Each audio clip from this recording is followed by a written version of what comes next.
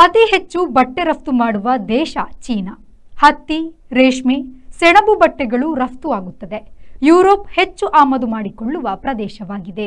Europe ಒಕ್ಕೂಟದ ದೇಶಗಳು, Africa, ತೆಂಕಣ ಅಮೆರಿಕಾದ ದೇಶಗಳು, ಕೆನಡಾ ಬಟ್ಟೆ ಆಮದು ಮಾಡಿಕೊಳ್ಳುತ್ತದೆ. ಪ್ರಮುಖ ಬಟ್ಟೆ ರಫ್ತು ಮಾಡುವ 10 ದೇಶಗಳು ಮತ್ತು ವಾರ್ಷಿಕ ರಫ್ತು ಹಣ ಮೌಲ್ಯ 2024ರಂತೆ ಮುಂದಿನಂತಿದೆ.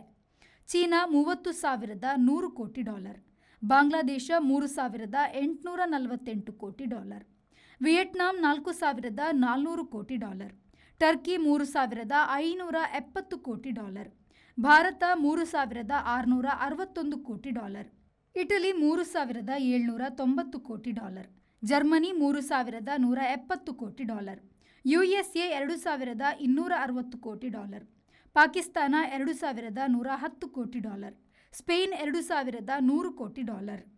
Bureau report, V4 news, Beijing.